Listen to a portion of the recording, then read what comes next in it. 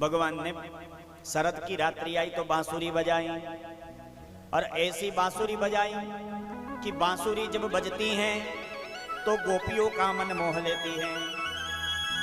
2 बार कृष्ण कन्हैया ने बांसुरी बजाई, एक बार जब बजाई तो सर्वभूत मनोहरा, सभी लोगों को बांसुरी सुनाई। और कन्हैया की बांसुरी बजती है तो गोपियों का मन उस कृष्ण कन्हैया की ओर आकर्षित हो जाता है। और गोपियों का मन हो, साधारण मनुष्य का मन भगवान की ओर आकर्षित हो, ये तो बात कोई बड़ी नहीं। पर पत्थर जो होते हैं वो पत्थर भी पिघल जाया करते हैं, पत्थर भी पानी छोड़ देते हैं। पाषाण द्रविभूत्वं यमुनायाम काठिनत्वं। जब बांसुरी बजती है तो यमुना जो चलने वाली है, जो कलकल निनाद करने वाली है, जो बहने वाली है, वो स्थिर हो जाती है, एक जगह स्तब्ध हो जाती है। और पत्थर जो है वो पिघल जाते हैं, पत्थर में से पानी बरसने लग जाता है। इतना उस बांसुरी का वैशिष्ट्य है। जो भी बांसुरी को सुनता है बस सुनते ही रह जाता है, ये कौन बजा रहा है, ये कौन बजा रहा है, इतना मीठा, इतना मीठा, आहा, बस सुनता ही रह जाता है।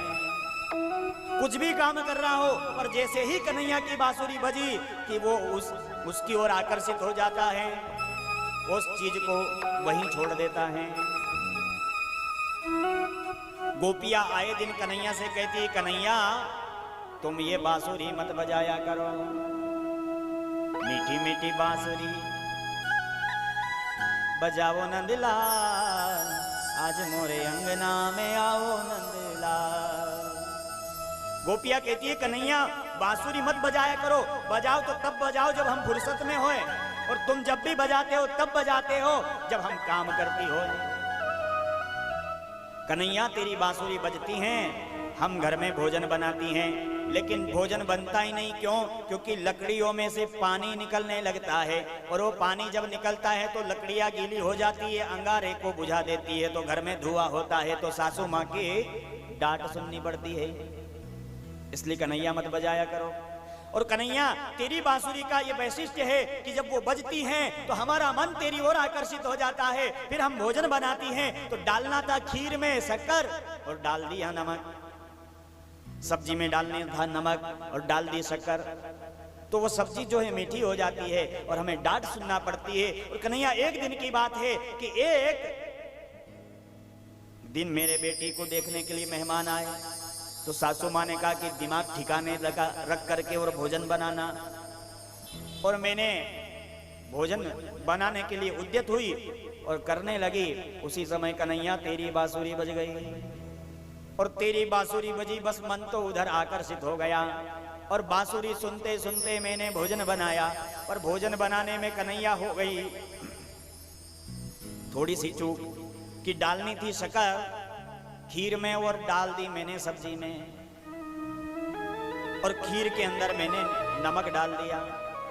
और कन्हैया जब भोजन हुआ तो सभी मेहमानों ने बड़ी तारीफ करी कि वाह वाह वाह वाह, क्या तुम्हारी बहू ने भोजन बनाया है।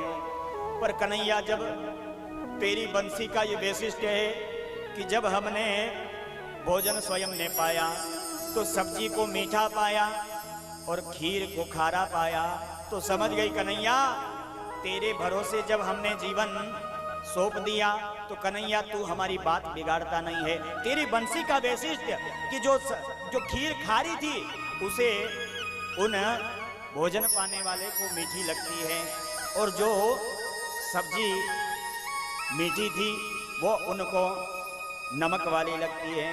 कन्हैया ये तेरे बंसी का वैशिष्ट्य है, तो हमारी बात तूने बिगड़ने नहीं दी। कन्हैया जब जब तेरी बांसुरी बजती है तो मन तेरी ओर आकर्षित हो जाता है। होता है ना कभी कभी टीवी देखने का समय है 8 बजे का शाम को, और कोई मेहमान घर पर आ जाए, अब टीवी आगे चल रही है और माताजी भोजन तो बना रही है पर मन टीवी के शो में है कि आज ना जाने क्या होगा नाटक में। अब मन उधर है और आ गया मेहमान। अब वो भी उसी कमरे में बैठे हैं जिसमें टीवी है, टीवी चल रही है, पति देव तो देख रहे हैं, वो मेहमान भी देख रहा है, पर ये बेचारी घर में बनाती बनाती बड़े आराम से बना रही है ताकि उधर से वो जो आवाज आ रही है बस उसको ही सुन ले और काम चल जाए। सुनने से ही काम चला रही है, देखने से काम नहीं चलेगा। तो सुनने में भी इतनी आतुर हो गई है कि मन उसमें लगा हुआ है और गलती से डालना क्या था और डल क्या जाता है, होता है कि नहीं। तो वो तो कन्हैया बांसुरी बजा रहा था। जब साधारणतः नाटक को देखने में इतना मन है तो उस कन्हैया की बांसुरी को सुनने में गोपियों का कितना मन होगा। तो प्रायः गलतियां हो जाती है और गोपियां कहती हैं, घनश्याम तेरी बंसी पागल कर जाती है, मुस्कान तेरी मीठी घायल कर जाती है, घनश्याम तेरी बंसी पागल कर जाती है, मुस्कान तेरी मीठी घायल कर जाती है, मुस्कान तेरी मीठी घायल कर जाती है, घनश्याम तेरी बंसी पागल कर जाती है, श्याम तेरी बंसी पागल कर जाती है।